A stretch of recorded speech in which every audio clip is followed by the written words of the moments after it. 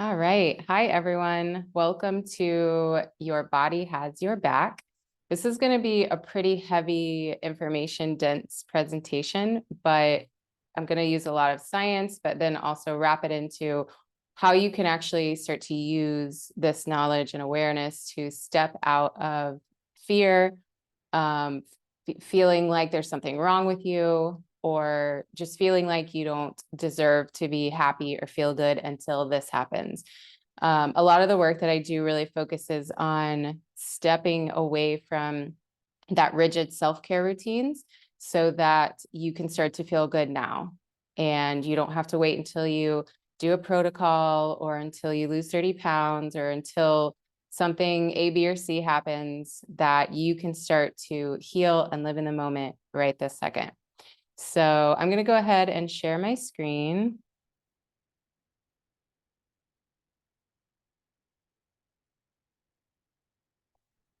All right. Can you see it? We're good? Okay. All right. So a little bit about me. If you don't already know me, my name is Amanda Panacea, and I originally was a licensed mental health counselor. I worked in psychiatric hospitals for about 7 years, and I just thought that the treatment there was incredibly barbaric.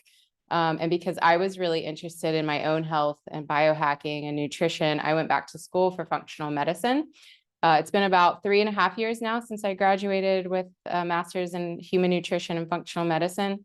And since then, I've been using bioenergetics, functional labs. I started using HTMA this year. And I also started going back to the emotional side of things and doing what I call private coaching, which really incorporates a lot of that nervous system work, emotional healing techniques, and really focuses on this whole field of what they call psychoneuroimmunology. All right, so today we're going to learn how our body is always responding and adapting to the environment. That's what that says, environment. What is actually stressful to us and why this matters. How our nervous system plays a role, how our thoughts and beliefs impact how our body responds, and then how can we start to interpret these stress patterns and then also interrupt these stress patterns. So today, if you take anything away from this whole presentation, it is that our senses, the psyche, which is like our mind, and the nervous system, which is physically the brain and the nerves, they are constantly filtering reality through your unique set of beliefs and experiences to determine what adaptations the body is going to make to survive. Your brain, your body, your higher self is constantly trying to figure out how to adapt to the environment and to survive, to keep the species going. If it wasn't, we wouldn't be here. So we are wired for survival. Our nervous system has what's called a negativity bias, which means that we are always looking for danger. And this is really important because if we walked into a forest and there was a bear to our left and a bunny to our right, and we saw the bunny first, the chances of us surviving long term are going to be way down. We need to be able to see the danger first and filter out the danger to learn if we should go into this place or move our family there or search for food there. Because if we don't see the danger, obviously we are not going to survive. So we're going to look at a couple different things today.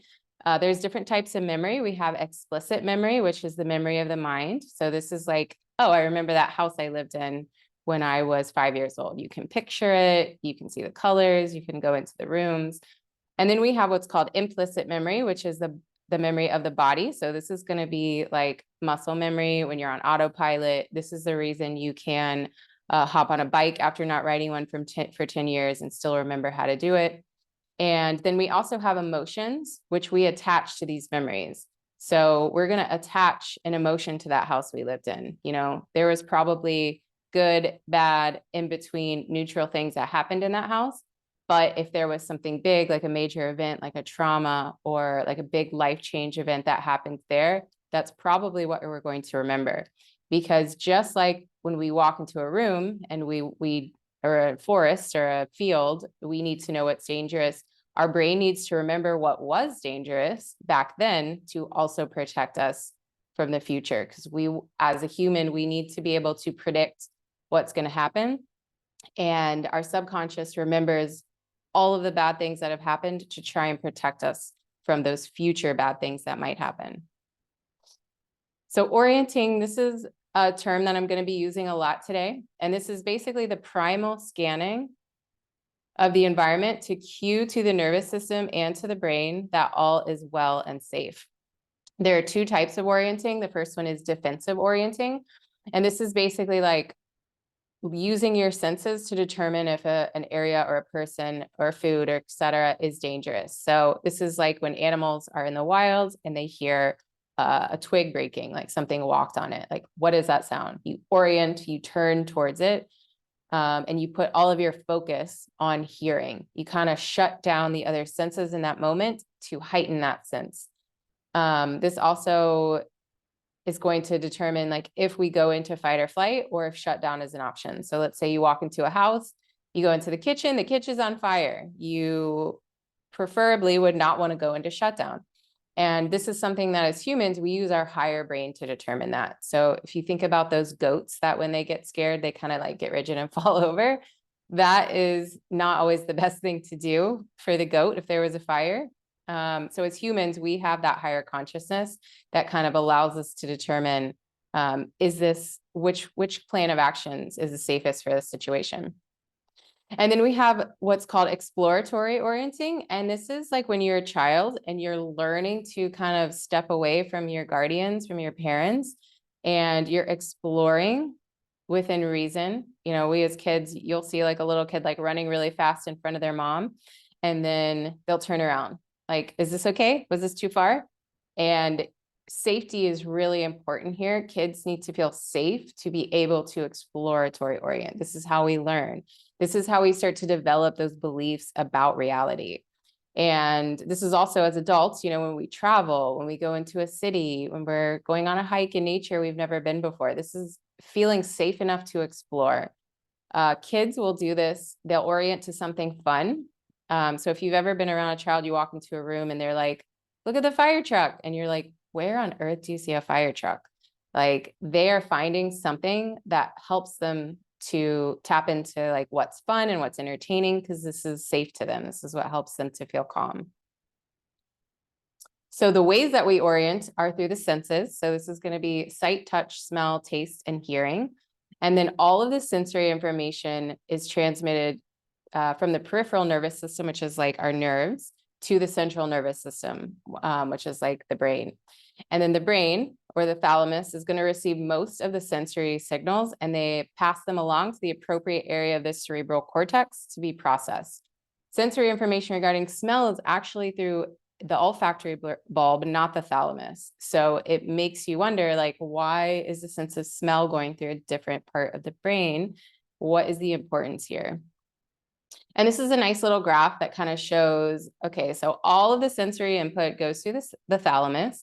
If it's dangerous, it's going to go to the amygdala.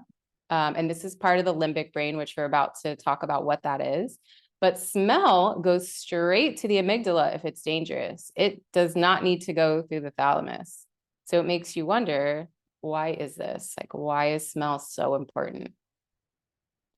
So this is a lengthy explanation of the different parts of the limbic system. And then the limbic system, you may have heard this term before because there's a lot of programs out there that'll call themselves limbic system rewiring programs, brain retraining, and it focuses heavily on this top-down approach. The limbic system is what is filtering that reality. So it's using your senses, the sight, the touch, the smell, and it's, if you could remember from that graph, most of it's going through the amygdala. And there's two parts of the amygdala. They're involved in emotional responses, hormonal secretions, memory, and it's mostly revolving around fear and how we learn to fear something. The right side is associated with fear, sadness, explicit memory, and then the left is associated with unpleasant and pleasant emotions because it also plays a role with the reward system. So the amygdala plays a role with like, do we like certain types of food? And modulation of food intake. Like, am I still hungry? Do I still need to eat? The amygdala is 650 million years old. So this is what they would call like the primal, the reptilian part of the brain, because it's very old and ancient and it keeps us alive. It's why we survive all this time. Then the other areas that I like to focus on that we'll talk about a lot is that hypothalamus. So the hypothalamus is the H in the HPA axis. And this is that whole stress response. So the hypothalamus tells the pituitary, tells the adrenals to release cortisol, norepinephrine, adrenaline. That's all released when we go into that fight or flight response. And then also it's the H in the HPT axis, which is the thyroid. So the hypothalamus still plays a big role with our metabolism, with temperature regulation. Also, as you can see here, sleep and wake cycles, libido, thirst, and emotional control. And here's a nice little graph or picture that shows systems of the brain and the olfactory bulb right here. So you can see this is like next to your nose and sinuses. So this is why we process the smell right here. And so then the limbic system is also, I would say, one and the same with the nervous system. They are basically telling each other this information. So the nerves, you can see here, this is what is responsible for having that sensory input. Whereas the central nervous system is the brain and the spinal cord. And this is like automatic functions of the body, as well as that fight or flight response, sympathetic, and then also going into parasympathetic, which is that rest and digest. And so our nervous system is basically you, like you are your nervous system. Your mind and the way you filter information is because of your nervous system. So it's more than just fight or flight, rest and digest. It's all of your sensations. It's your immune system response. It's healing. It's growth. It's aging. You would not survive if you did not have an amazing nervous system that makes sure that you know when something's dangerous, you know when something's safe. And what happens with a lot of people is we start to lose that ability to determine that, maybe because of chronic stress, maybe because of trauma, maybe because of toxic environments, which we'll get into here shortly. So sympathetic, this is that stress response. I'm not going to read all of these, but the important things to remember about our stress response is it happens without us knowing, under a second. That whole process is started. It's also going to impact blood sugar because you need more glycogen converted to glucose to run from the tiger, is what they say. The other really important thing is that many functions of digestion and immunity are impacted. So we don't need to fight off a bacterial infection if we need to run from a tiger. We don't need to digest our food if we need to run from a tiger. We don't use 50% of our energy to survive when it's a stressor. We use 100% every single time. And the other really important thing about sympathetic is it's a catabolic state, which at the very bottom there, you can see it. That's when the breakdown of complex molecules happens into smaller molecules. So sympathetic is we're breaking down tissue. This is not a time to heal and repair. Chronic sympathetic activation is going to look like when you're ruminating about something, you can't sleep, you're really upset about something, maybe you're less hungry, you're like dwelling, wanting to talk about the thing that's bothering you. You may have nausea, dizziness, long-term activation, you're going to feel more cold. So cold hands and feet is often a sign that you're in some sort of heightened sympathetic activation, which is like a big event that was something that bothered you, which I will explain how you can determine what the events are actually bothering you coming up. So then we have the parasympathetic, and this is what people will call rest and digest, but this is also shut down when it gets too far into parasympathetic. This is when you inhibit adrenaline production, so you feel much more calm, relaxed, or with the chronic shutdown, you're going to feel less motivated to do things, have less energy. This is also when a lot of those situations of digestion and sex hormone balancing, blood sugar stabilization, all occur. And this is also where we heal, we build up. It's called anabolism. This is when the body is repairing, healing, building up molecules from smaller molecules. The other important thing to remember about parasympathetic is this is when your healing symptoms typically happen. So this is when you get the skin rashes, the pain, the digestive issues. This is something that happened to me when I was dealing with, when I first got really sick with chronic illness. I had just moved back to Miami, which is where I wanted to be all along after like a series of several moves and being uprooted, a relationship, the end of a relationship, leaving all sorts of people behind. And it was like I finally felt safe. I had met someone that I felt very safe with and very connected with. And then I got really sick and I was like, why?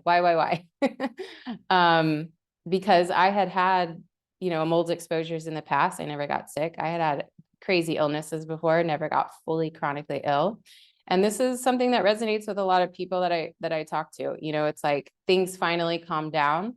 You go into that deep parasympathetic, and then you start to have the symptoms. And the way Western medicine and even alternative medicine looks at this is that something's wrong with you at this time. And this is part of what I wanted to get at in this presentation, is that this is actually the healing part of what you went through, not to fear it. And I know that's very hard and very difficult to retrain how you believe these things. And trust me, it's hard for me too. And it has been hard for me, but it is also very powerful. And one of my mentors, she says, healing is guaranteed. Like you don't need to do 7,000 different biohacks and be on supplement protocols for years and years and years to finally get out of this healing phase, which is what we're kind of going to go into next. So acute versus chronic stress. This is a video. We're not going to watch it. You may have seen it before. It's played a lot when people talk about the nervous system and somatics, which somatics is like the body. The soma means body. So it's the bottom up approach. And Peter Levine is the founder of somatic experiencing. So he's like the guru of somatics. He states that as humans, we tend to override our ability to come out of the stress response, and we tend to hold it in and trap it. So what this video is it's a polar bear, and the scientists, I believe they were just trying to tag it because sadly polar bears are going extinct. And so they captured this polar bear. It was a big long chase. They got to tag it. They shot it with tranquilizer darts and all of that as well. But when they were done, this polar bear started to come out of this like immobilization, this highly acute stress response. And it was shaking to the point of, it looked almost like seizure-like activity, which a lot of animals will do this when they come out of the stress response. And then you kind of see it just walk away like nothing had happened. And in the animal world, this is very common. They have these fight or flight responses or the freeze response, and then they have the way to expel that very heightened energy, and then they're fine. Animals don't walk around like, oh my gosh, my mother left me when I was a cub. Like they don't carry these complex, like trapped stress responses that change their personality and the way they see nature. And of course, we as humans do have this higher brain, which is a big part of it. But it just makes us a lot less adaptable or a lot less, not as good as releasing that heightened sense of stress as animals do. So what is stressful to us? There's a lot on this list. Physical, obviously, if you're not eating, if you're not sleeping, if you're overexercising, overworking, that is going to be long-term chronically stressful. Emotional, there's a test that psychologists can give to people. It's like, what is your stress score? And there's a big list of events like a move, a divorce, bankruptcy, a new job, even getting a new job or a new relationship sometimes can be stressful. Obviously, trauma of any kind, early childhood attachment issues. So growing up maybe with like narcissistic parent or something like that. Perceived stress. So this is where we're going to get into like how beliefs are playing a role with keeping us in a stress response. One of the biggest ones I see in the population of people I work with is that fear of mold. And this is something that I coined the term mold PTSD, because mold will do this to most people. I used to think that I was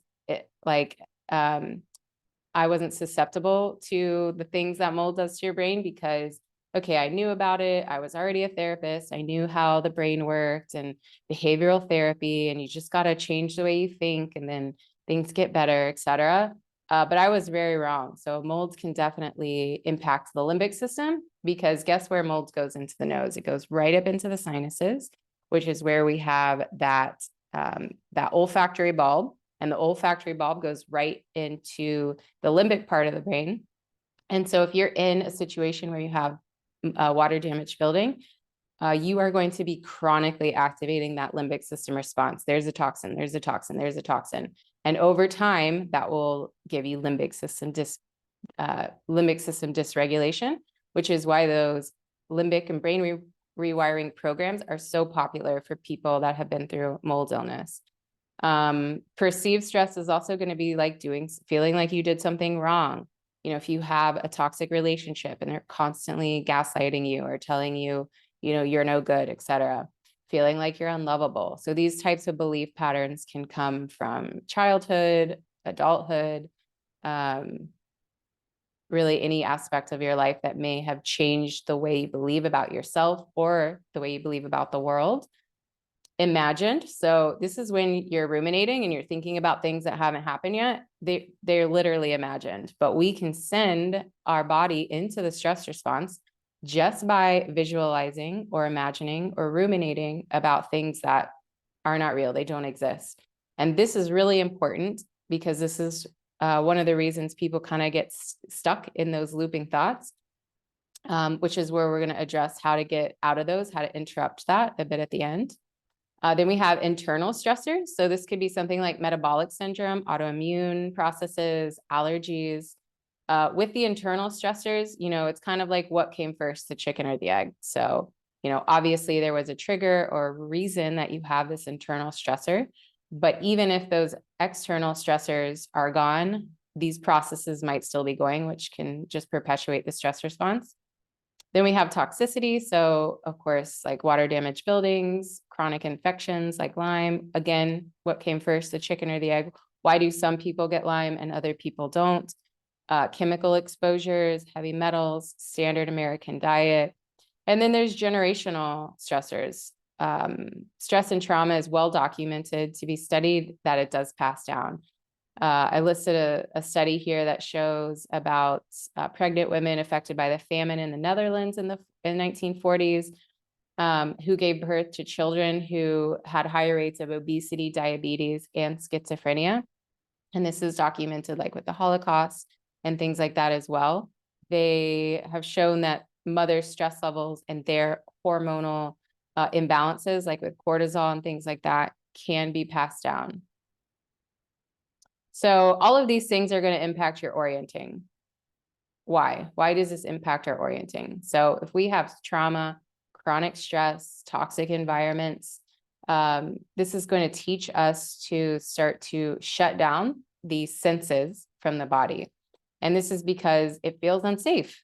It feels unsafe to use our senses.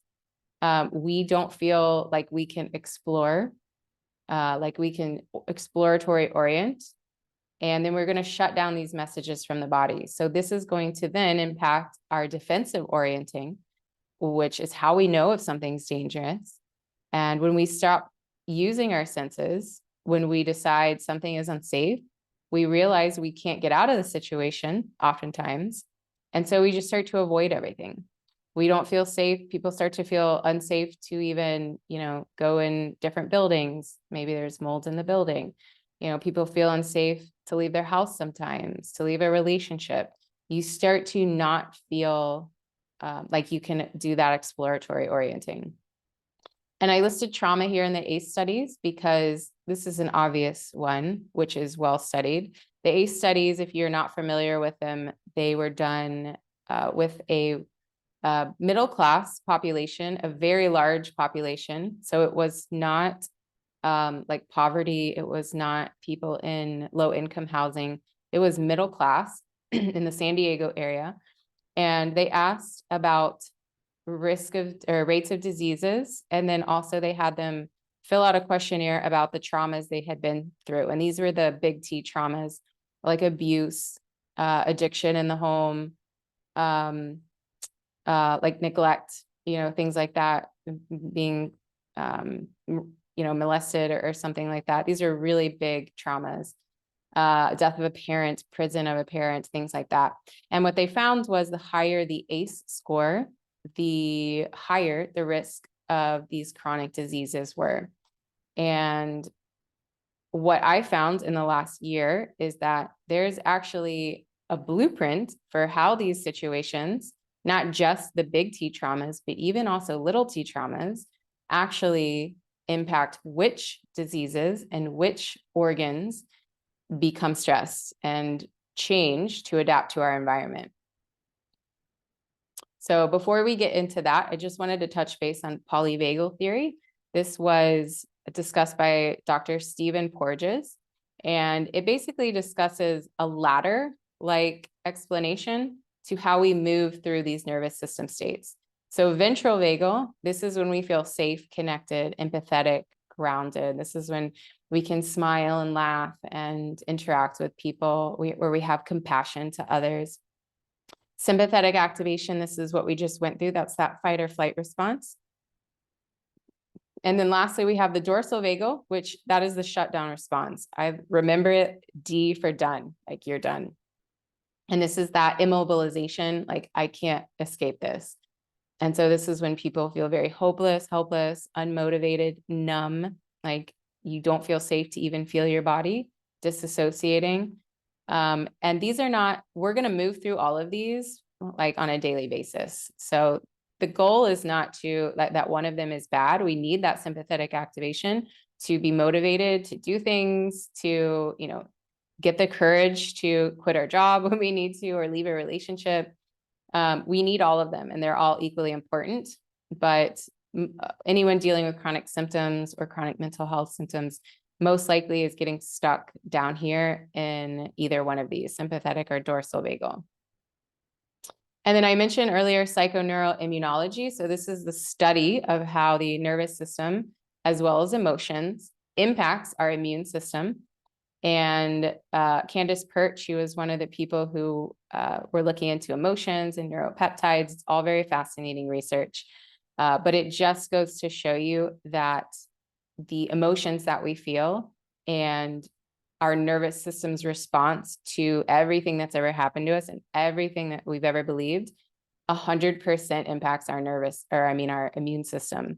So those things determine if we get sick or not, how we get sick, in what ways, and it's not just woo-woo to think that your emotions impact these areas. It is well studied now. So now we're going to get into the cool stuff. This is perception. So perception refers to the way sensory information is organized, interpreted, and consciously experienced. Perception involves both bottom up, that's the body and our senses, and top-down processing. Bottom up processing refers to the fact that perceptions are built from sensory input. On the other hand, how we interpret those sensations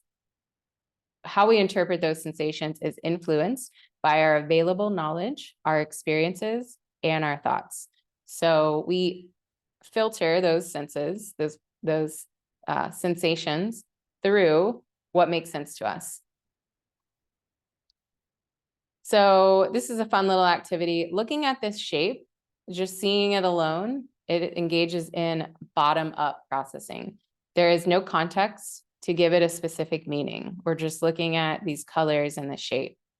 There's no top-down processing involved. However, when it's surrounded by letters, your brain now expects the shape to be a letter and complete the sequence ABC. In that context, you perceive the lines to form the shape of the letter B. However, if it's surrounded by numbers, the shape now looks more like a 13. When given this context, your perception is driven by your cognitive expectations. So you are now processing the shape in a top-down fashion. Our perceptions, they're affected by our beliefs, values, prejudices, expectations, and life experiences. Everyone develops opinions and beliefs about the nature of the world and people.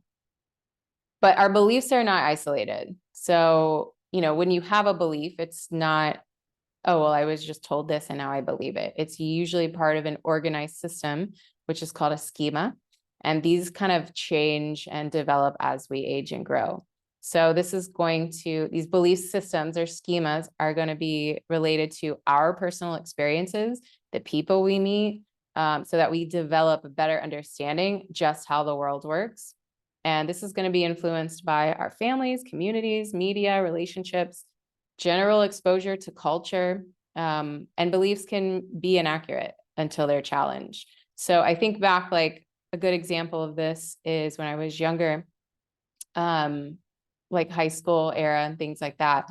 You watch back then, we would watch MTV and like VH1 and things like that, music videos. And to me, I was like, well, boys don't like me. So how do I get boys to like me? That's what they like. So I should become that in order for boys to like me. And that's just one inaccurate belief that I had, in my teenage years that was not challenged until, later. So beliefs, when we experience trauma, so abuse, neglect, isolation, or we have little chances for co-regulation, that's going to be like having a parental figure that's able to self or soothe with you, or be a beacon or a model of how to have a regulated nervous system, then a lot of times our beliefs are going to grow up and be unhelpful, inaccurate, dysfunctional. And we're going to start to interpret things in a maladaptive way. Children are very selfish. So if, your parent's having a bad day, maybe they like broke their finger. It's nothing to do with anything traumatic in regards to you or anything. Maybe they were just crying, upset, but they didn't know you were watching. And as a child, everything revolves around you. So you start to think, oh no, what did I do? They don't love me anymore. They told me to go away. Like, that you start to interpret things as always having something to do with you. And then your child brain puts meaning on this event, and that meaning becomes a part of your core belief system. Unless, of course, you had a parent that was able to come co-regulate and, came and say, I'm sorry for yelling at you. It had nothing to do with you. I just hurt my finger, etc. But if that never happens, then you kind of hold on to this maladaptive belief. And an adaptive behavior is attached to that belief. So, this could look anything like wanting to isolate, be alone, or it could look like throwing a tantrum to get the attention. As kids, we kind of go through the list of like, what can I do to either act out or go inward? And Dr. Ellis, this is the doctor who coined the term masturbation. So a lot of these unhelpful, inaccurate beliefs, they contain demanding and pressurizing words like ought, should, or must. Like, I have to go to my family's house for Christmas, or they're gonna, be mad at me or something like that. I have to go to college or else, these kind of things. So whenever you start to hear yourself say, I have to do this, or I should do this, I don't know, like I should eat 1,800 calories so that I can lose weight. Well, ask yourself why. Like, why do you believe this? Where does this belief come from? Start to deconstruct and go backwards, and maybe where it started. Think about the age that things started. So placebo and nocebo effect. I know everyone's heard of this. This is basically the most well-studied phenomenon in all of clinical literature, because it's studied in every single test or every single intervention that we do. What they will do is, like, the intervention that they're giving, whether that's a pill, whether that's red light therapy, it doesn't matter what the intervention is, they have to account for placebo effect to work a certain percentage of time. And I believe it's like 20 to 30% at least. So that's 20 to 30% of people in the control group get better without any intervention, with a fake intervention, which means that if you believe something to be true, you will be right a certain percentage of the time. I think it was Henry Ford who said, whether you believe you can or you can't, you're right. And this is really important because this is shown on brain scans. So this is also like scientifically documented that people's brains light up the same way as if they were given a certain intervention. And it's also really important because what they suspect, and I highlighted this on purpose, is that because those people have so much faith in the intervention or in the doctors or in science that it will work to improve their ailment, they believe it so much that their stress levels decrease, causing them to focus less on their ailment, which reduces their physical awareness. So in the next couple of minutes, we're going to learn about why taking your focus off of the problem is what is so helpful for allowing your body to do its thing and to work and to heal and repair. So everything that you've learned can be unlearned. So the mind-body connection, this is my little intro to German New Medicine. Now, I am not going to go deeply into it, but learning German New Medicine helped me to understand exactly the exact ways that the body was responding to a stressor to keep us adapting to the environment. So we talked about the ACE studies. There's well-documented proof that more stressors equals more physical ailments. Dr. Hammer, he is the discoverer of German New Medicine. It's not psychology. It is biology. So he discovered German New Medicine using brain scans, and he discovered it after his own traumatic situation. His son was accidentally shot and he died in his arms. And what happened after that was he got testicular cancer. And so he was like, this has to be related. So he was a doctor, he works in a hospital, he had access to brain scans. So he went to the cancer ward and started talking to other people and discovered that they had all also had a very traumatic loss. And he was like, wow, this is crazy. So he was doing brain scans on them, and he found that every single one had a lesion or a ring around a certain point in the brain. And so he was like, this is fascinating. And he started interviewing more people with different kinds of cancers and different types of ailments, and collected a body of work that is tens of thousands of brain scans proving that every single person with a certain type of ailment also had rings in the brain in a very specific area. And this led him down the path of explaining why and explaining like how everything is connected. So what happens is you go through a situation that's stressful. The criteria for that to be like running what they call a special biological program is unexpected. So the stressor has to be unexpected. It has to be highly acute, and it has to be isolating. So let's say, for example, you lose your job and you're just afraid to tell everyone. You're afraid what people will think. That is isolating. You have your partner cheats on you and you don't want to tell people because they all said that that person wasn't good for you to begin with. That is isolating.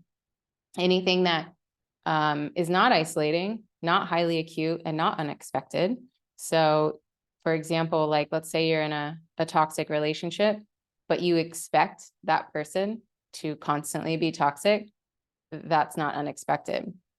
So all of these things are required. And then once you encounter that stressor that meets this criteria, what happens is your perception of this event also has a corresponding part in the brain. So that's the lesion. And then that part of the brain corresponds with a specific organ. And all of them start together. So the psyche, the brain, and the organ all change to help you adapt to that stressor. So the example I used with Dr. Hammer, he had the loss of his son. then he got testicular cancer. The point of this was to give him more cells in his testicles so that biologically he could have a new son. So there's always a reason for these adaptations. In nature, the point of this is because these distressing shock conflicts, these highly acute stressors could be life-threatening, and they could also be threatening to the species.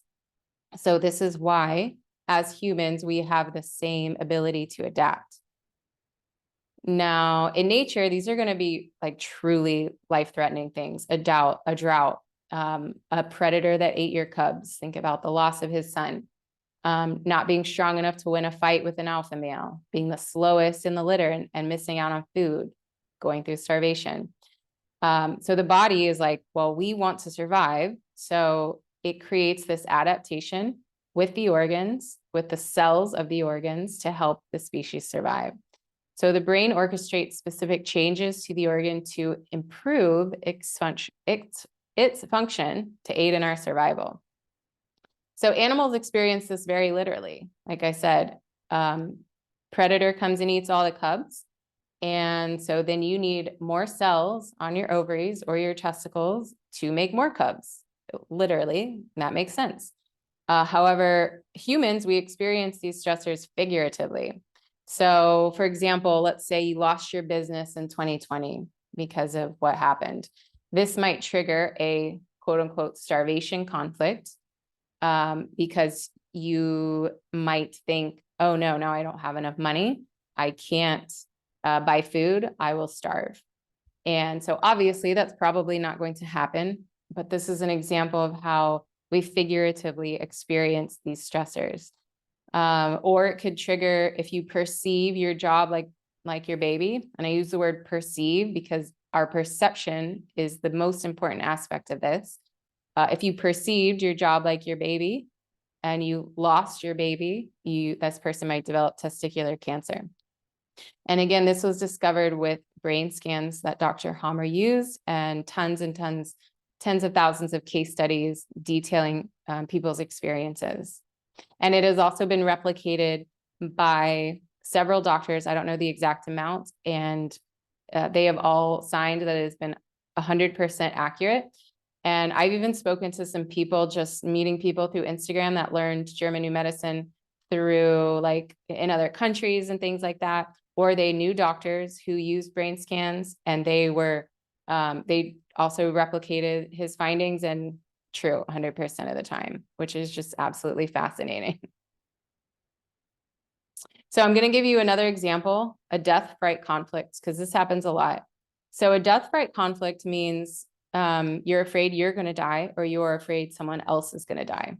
So this basically could be interpreted as the body as, I can't breathe.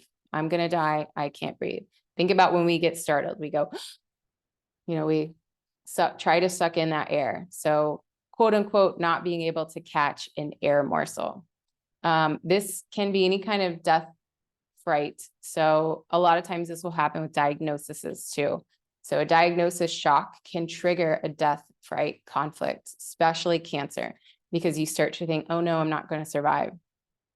And so when this happens, when we have this highly unexpected, acute, and isolating event, the part of the brain that's involved, which with the lungs, it's the brainstem, and then it corresponds with an organ, which is going to be the lungs.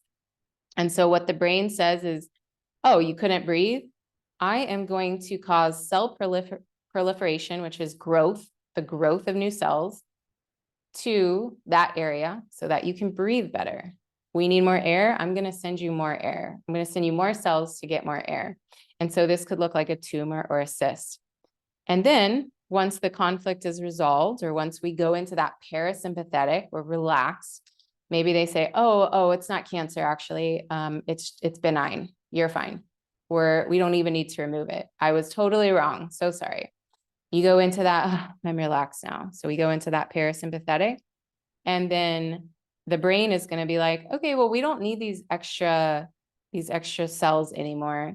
So we're going to have bacteria and or fungi break down these cells so that we don't need them. We can get rid of them. And then this is when you'll have a respiratory infection or something like that. And so this is when people think that they're getting sick, when in reality, you're in that healing phase. Your brain is telling the body, okay, we're relaxed now. We don't need these extra cells. All is good. All is safe. And so just a recap of the nervous system. We have the normal ups and downs of our daily nervous system. And then here's that polyvagal ladder. So up here is when we're happy, calm, at a party, laughing with people, connected. Uh-oh, the cops just came. We're going to go into fight or flight. Dorsal vagal, freeze, shutdown, disassociation. And so this is a complex graph of how German New Medicine explains the nervous system. So we're going here, ups and downs of life, blah-de-da, just trucking along. We go to the doctor. They say, uh-oh, you have a tumor. We think it's cancer. This triangle right here is you go into that sympathetic activation. You go into that quote unquote death, fright, conflict. And so this blue, this is that sympathetic activation. So this is when you're ruminating, you're anxious, you don't sleep, you're less hungry, you've got cold hands and feet. You go back to the doctor a week later and they say, we're so sorry that we totally messed up. That is, you don't have cancer. It's just a benign, there's a blip on our machine, etc. You go, whew, okay. And then you go into this deep parasympathetic, this deep rest and digest and heal phase. And this is called the healing phase. And so this is when you'll get the symptoms. Maybe you'll get a respiratory infection or something like that. And so this explains what's happening on the brain level, the nervous system level, and the physical body level. It also explains how bacteria and fungus comes into play to aid in our resolution of these stressful events. It's all part of our adaptation to stress, to our environment. And so when we think about, okay, so if that's what our body's doing constantly, how do we stop it from being so severe? I still feel like crap. That's great. I understand German New Medicine. Maybe you've learned about it. You understand polyvagal theory. This was me back in the day, even just a couple of years ago. I logically knew so much stuff about this. And I was like, well, why do I keep getting more sick? Like, I'm doing all the right things. I understand how the brain works. I understand the nervous system, etc. But what I hadn't addressed was the somatic aspect and the belief system aspect. So we're going to go into that next. So fear is the next slide. If you are in fear constantly, like with mold PTSD, or fear that I have to do A, B, and C to feel good, fear that, I'm going to lose my job any second, it doesn't matter what the fear is. That is constantly going to keep us in that stress chemistry. So it's going to send messages to the body to keep us hypervigilant. Because if we're afraid of something constantly, that's that survival response. We need to feel safe. And if we don't, we're going to keep the orienting to try and figure out when it's time to feel safe. So the biggest reason we stop being creators in our life is because we're living in that survival fear. We can't be connected and grounded if we're constantly in that state of fear. And again, we don't use 50% of our energy to run from the tiger. We use 100% every time. And if this stress physiology has been going on for too long, the nervous system is going to start to shut down. If we don't feel safe chronically, then it's not safe to exploratory orient. So we're going to shut down the sensations from our body. We're going to even start to fear oftentimes our physiological responsive if we have these chronic symptoms. And we're going to stuff that back into the body. So one of the ways that you can start to move out of this is being with the sensations, not in a fear-based way, but in a curious way, so that these sensations can move through you, you can process them, and you can also teach your nervous system and your limbic system that you can sit with the hard stuff. You can feel these difficult emotions and you can move through it. So when we start to shut down, it's basically like we're going up sympathetic, but then we're trying to push the gas pedal, and we have both of them going at the same time, which is where we get a lot of these chronic symptoms. So our belief is going to impact our body in a variety of ways. So if we remember what you believe, yes or no, you're going to be right. So if we feel chronically isolated, this is going to mean we're going to have more stressful events, because one of the criteria for German New Medicine to start to run this biological program is isolation. And this is, I think, why we're seeing a lot more illnesses since we've been isolated, since shutdown. If we believe we're a victim, we're going to continue to see that in the world around us. If we feel like we have to achieve to be valued, we are going to have a really hard time finding other ways that we're valued. So if we devalue ourselves in any way, if we are chronically feeling like we're not worth it, or not fast enough, or not smart enough, or not skinny enough, or not worthy, our brain is going to say, oh, okay, you don't feel good enough. Guess what? We're going to make you stronger. And what it's going to do is it's going to run these special biological programs with the organ. So the brain, the organ, and the psyche all connected. And it's going to try to make you stronger. And first, what has to happen is we have to break down the tissue first. So this is when you're in that sympathetic breakdown of molecules. So we know this, like with exercise. This is a perfect example. When you're exercising, you're not sore, you're not in pain. You have that sympathetic activation, that adrenaline. You have those hormones and neurotransmitters that are allowing you to get through this difficult situation. Then the next day, we know that, you get sore. Well, why is that? So first, your muscle is breaking down when you're in that sympathetic activation. So you're in that catabolism, breaking down of the molecules. And then the next day, when you feel sore, is when you are building back up that tissues. It's coming back stronger. And so this happens with our beliefs too. Literally, your beliefs can trigger this whole process. So that's why it's really important to start to unravel some of those old belief systems if they are in this category of like devaluing yourself. So what are the ways that we can step out of fear? So we have, first is awareness. So just this education, as brief as it has been, is step one. Then we have to interrupt the patterns. So when you're stuck in those thoughts of like, I don't feel good, this hurts, I look ugly, whatever they are, we have to learn ways to get out of that. So we have to change our belief systems from a psyche level. And we're going to have language to understand what is happening. So the language is, of course, like, oh, this is my limbic system trying to keep me safe. Just acknowledging that instead of thinking something's wrong with you or why am I always like this is really helpful. And understanding that unprocessed issues from the past are going to show up today. So you don't need to go see someone who's going to be digging up every bad thing that's ever happened to you. It's going to show up today, which means you can start to feel better today. Healing happens right now. The top-down approach is using our thoughts, images, sight, memories, so some of these senses. And then a bottom-up approach is going to include the body, movement, sensation, touch, and the heart, which we'll talk about these. So awareness, number one. And also the awareness that we have the power to change. So I mentioned as humans, we have this higher functioning prefrontal cortex, which is involved in this higher order cognitive processes, such as decision-making, reasoning, personality expression, and social cognition. And this helps people make conscious decisions according to their motivations.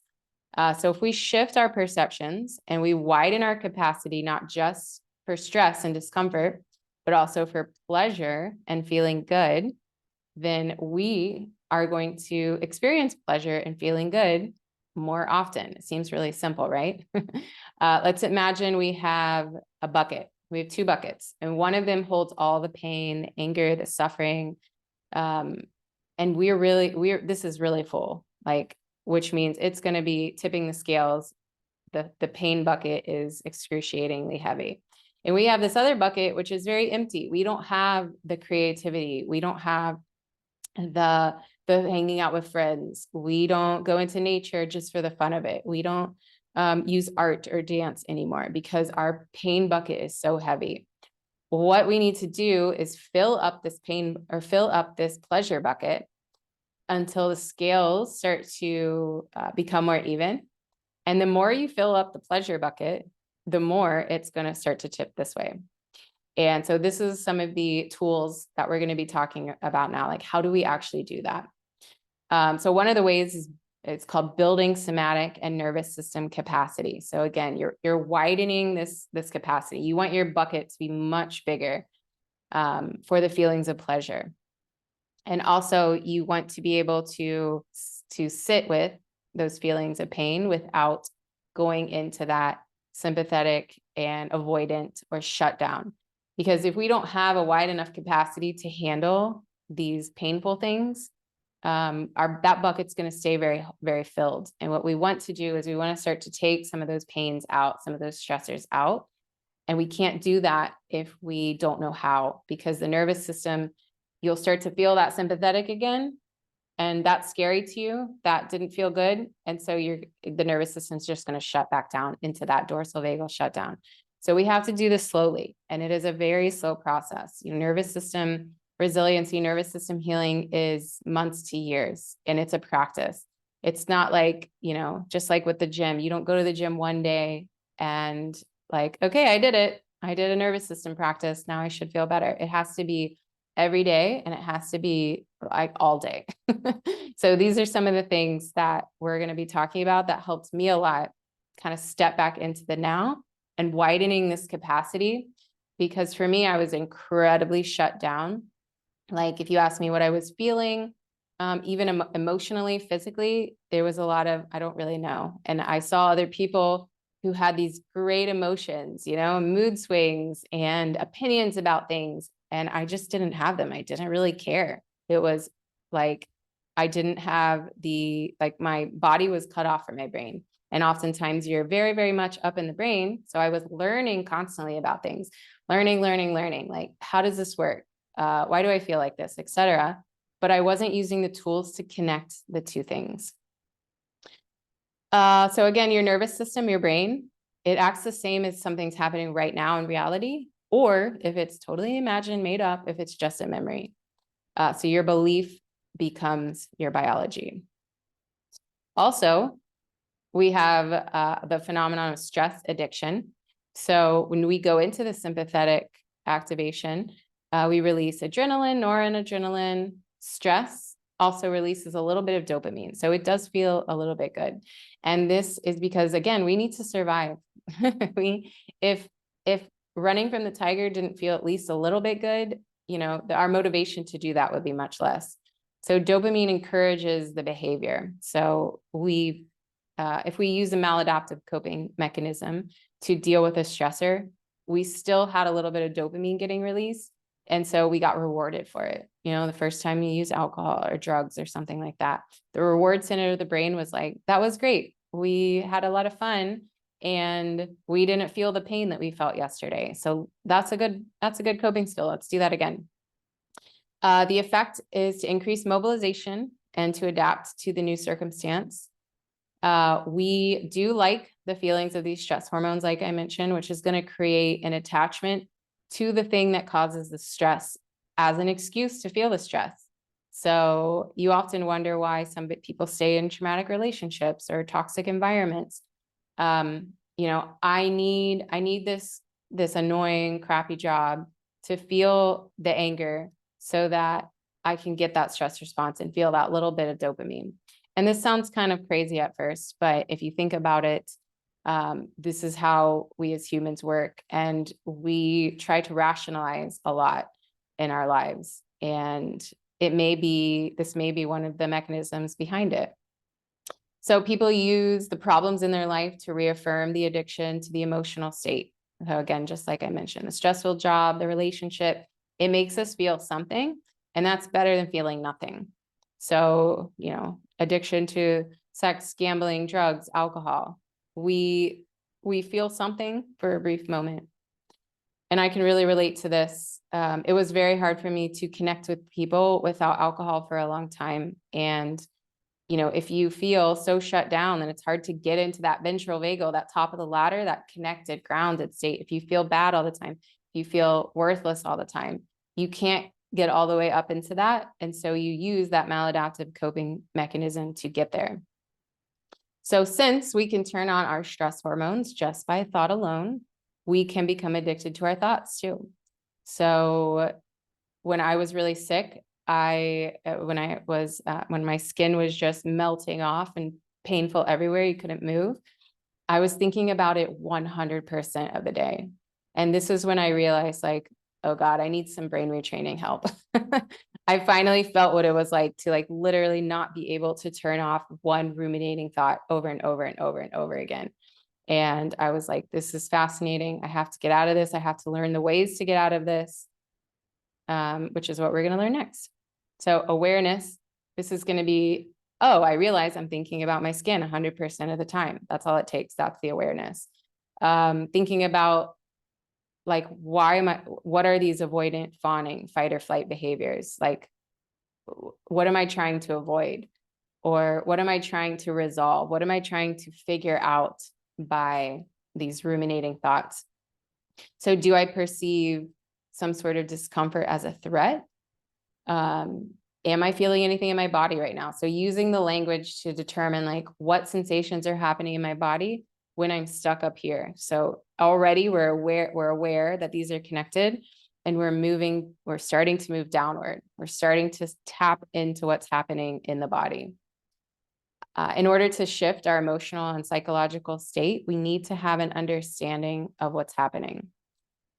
And Dr. Joe Dispenza is an incredible resource for any and all things healing, transformation, quantum physics, and energetics, manifesting. He has a really great quote. So the moment we take our attention off the problem from a quantum physics perspective, it means we open up our lives to infinite possibility. So he explains this in terms of quantum physics. I will not do it justice, but basically what he says is when scientists look at one electron alone, all of the focus goes to that electron, and it actually changes the way that the energy of the surrounding electrons are moving. And then once scientists stop looking at that one electron, everything goes back to expansive and infinite possibility. And so energetically, when we focus only on our problems, we are just shutting down everything else that's possible. All of the other possibilities of our lives and all the different directions we could go in is now shut down, and we are only looking at this one problem. So if we are on constant protocols, if we are constantly going doctor hopping and practitioner hopping, trying to find somebody who's got the answer, the panacea to what's going on with us, we're constantly focusing on that problem, and we're not letting our body do the heal and repair and feel the safety, because there's always the problem to go towards. So what are some ways that we can stop focusing on the problem? Orienting. Here's this word again. So you want to orient to your senses, because again, this is how we know if something's safe. So start to focus on, what can I see? What can I smell? What can I feel? Oh, I got smell on there twice. So smell is on there twice. Maybe it was like a subconscious slip, because smell is so important. But what can I touch? What can I hear? Those are some other senses, obviously. And this brings us to now. Again, healing happens in the now. So when you are up here, you're not in the now. So using these senses are ways that we can start to feel connected to the present. You think about if you spin around really, really fast, and then you stop and you're very dizzy, you are disoriented to the time and space around you. You are disoriented to where you are in the room. So orienting helps to bring you to a sense of safety, to know This is where I am right now. This is what's happening right now. I'm not in the future where I'm getting sicker. I'm not in the past where that bad thing happened.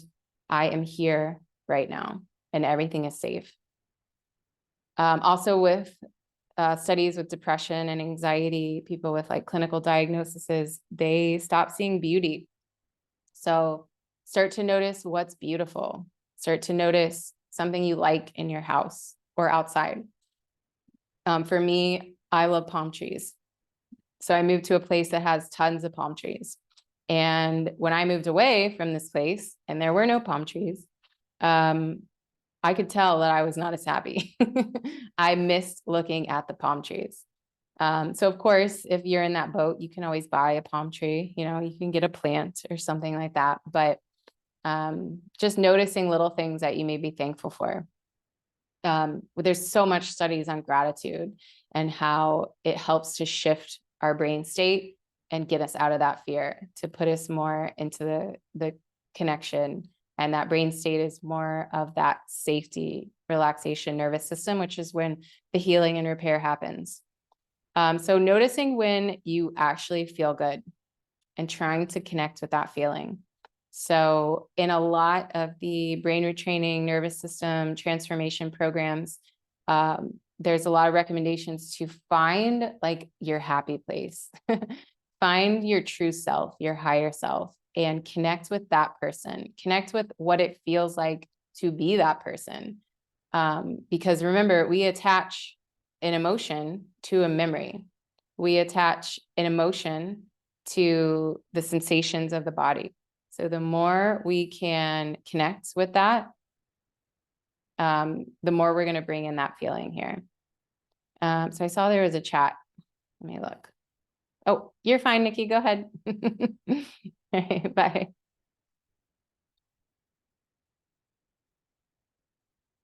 Oh, now I lost mine.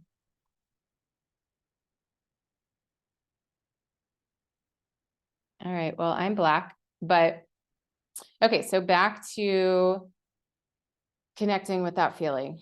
Remember, we want to fill up our pleasure bucket as much we can. So figuring out maybe something you used to do that you liked, maybe the things that you've lost, the creativity, the movement, dancing. This is what moves this trapped energy out. Connecting with the heart. The heart helps to communicate with the psyche through the neuroendocrine immune system. And heart-brain coherence is incredibly helpful for re-regulating our electrical systems in the body. The heart is much more powerful electromagnetically than even our brain. So our heart can be measured up to 3 feet away. This is powerful. So when our heart and our brain are connected, we are going to feel more safe, more aligned. Actively orienting teaches us to feel safe because we are here, we are right now. And where attention goes, energy flows. So somatics, this includes movement, like I mentioned, breath, sound, sensation, and images. Movement, like start to be aware of how you move. What feels good? How is my posture? Breath, do you hold your breath? I definitely did. How fast is my breath? Do I sigh often? For sound, do I sing? Do I express myself? Do I make noises when I need to?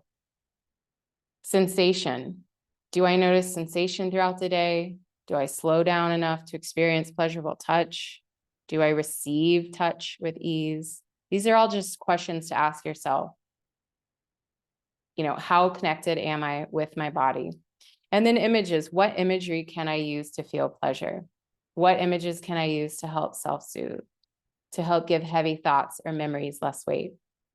How can I feel good right now? So is that going to be movement?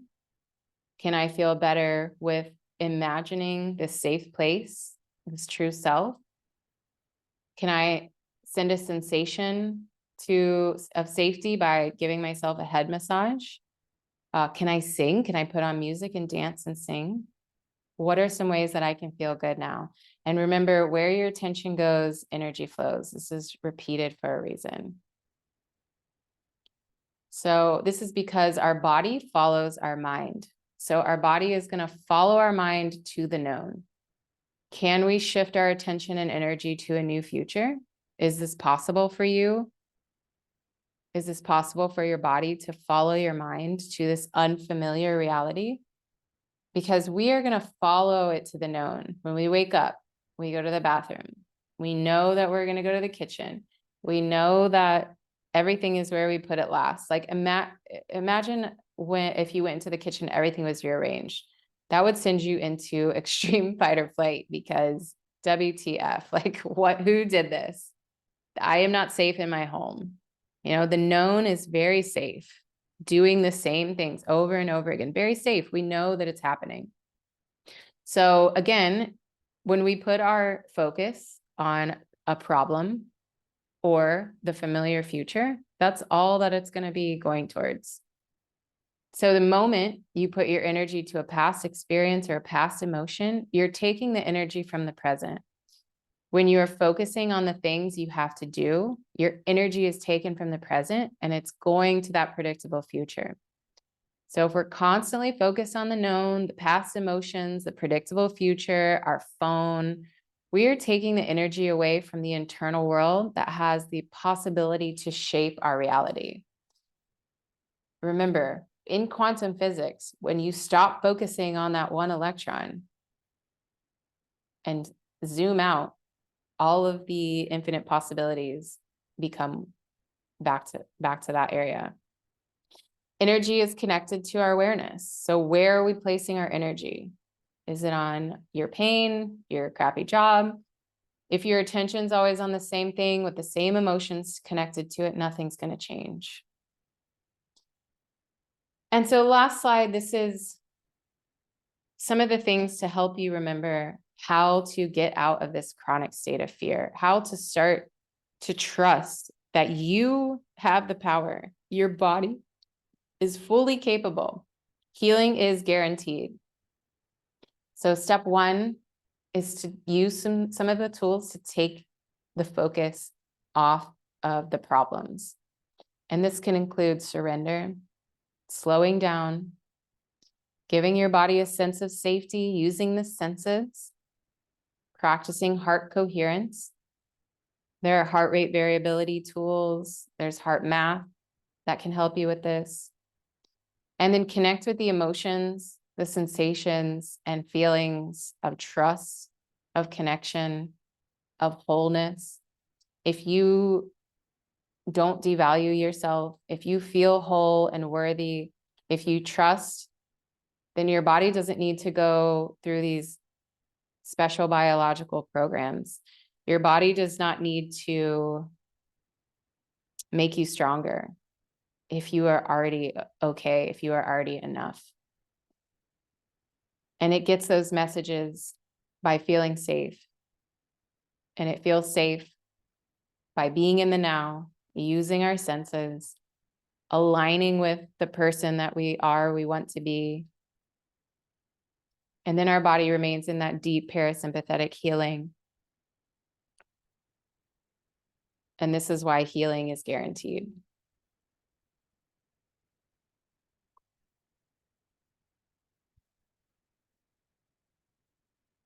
All right, everyone.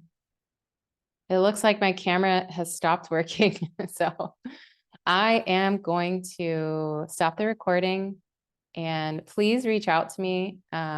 Well, actually, I wanted to let everyone know that I am going to be giving everyone that bought tickets 50% off of my upcoming program, the Adrenal Revolution, which is going to include a lot more detail of some of these concepts and a lot of the tools. And I'm just really appreciate you guys for supporting me. And I hope to see you all soon. Bye.